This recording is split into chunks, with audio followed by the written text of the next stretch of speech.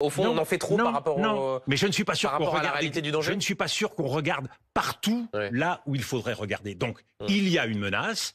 Le président de la République, d'ailleurs, il ne vous a pas échappé, a renvoyé Bruno Retailleau revoir sa copie. Et il ne faut pas saisir les occasions pour stigmatiser une communauté.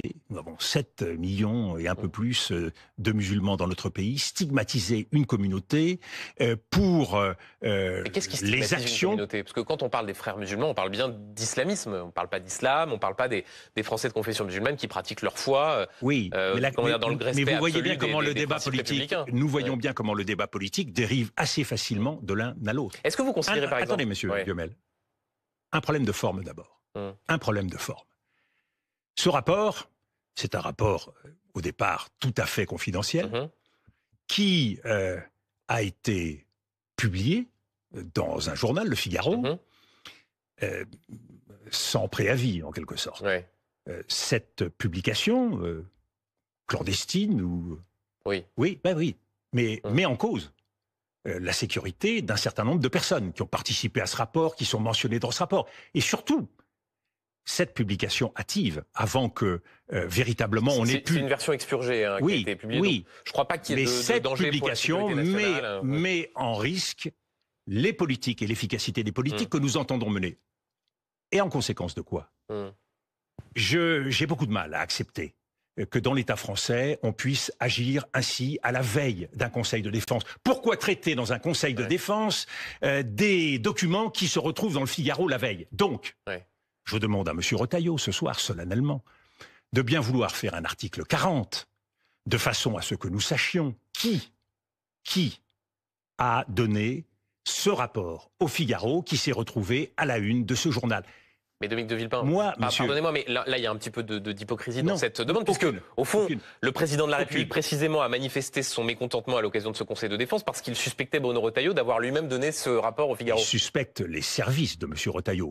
Je n'arrive pas à imaginer que M. Retailleau puisse jouer avec des sujets aussi graves. En tout état de cause. Ça, c'est une fausse... C'est une interrogation rhétorique, ça. Non. Quand on sert l'État, on ne fait pas fuiter des documents confidentiels.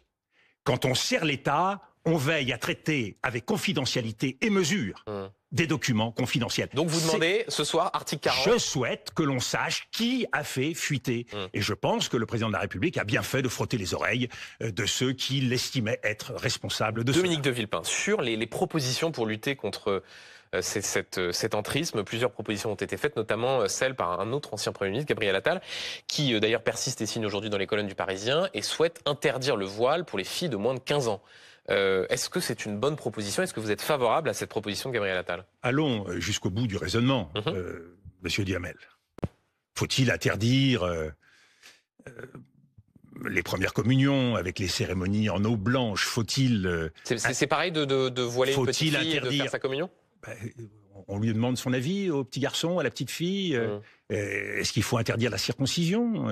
Est-ce qu'il faut interdire la kippa? Vous voyez bien que le symbole est le même, Dominique de Villepin, sur un voilement qui est imposé aux petites filles et des pratiques religieuses. Ce sont des pratiques religieuses, ce sont des signes religieux. Si on pousse jusqu'à l'absurde le raisonnement qui est ainsi fait, eh bien nous voyons d'abord que tout cela est ridicule et nous voyons surtout que tout ça est inapplicable. Et donc, je crois qu'avant de faire ces propositions, parce que nous sommes là dans ce qui est aujourd'hui le plus mauvais jour de la République. Ces propositions, on les voit fleurir tous les matins. Alors un jour, c'est les peines planchers. On sait tous que les peines planchers ont échoué. Un autre jour, c'est la suppression de l'argent liquide. Un autre jour, c'est une prison dont le projet existe depuis 2017. Cette République des mauvaises idées, des mauvaises formules, qui n'ont pas d'autre but que de se mettre en valeur, je crois qu'il faut en limiter l'exercice. Dominique de Villepin, est-ce que le voilement des petites filles... La question de l'islamisme. Dominique de Villepin, est-ce que le voilement des petites filles est le signe d'un intégrisme islamiste radical? Mais, Monsieur Duhamel, dans notre pays, dans notre République, ce n'est pas à moi d'apprécier si le voile... Sur des fillettes?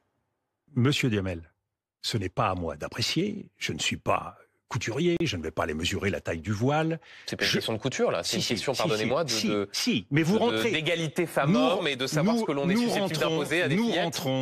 Nous rentrons dans la sphère privée Et nous rentrons dans ce qui est le champ de la laïcité. La laïcité, qu'est-ce qu'elle prévoit?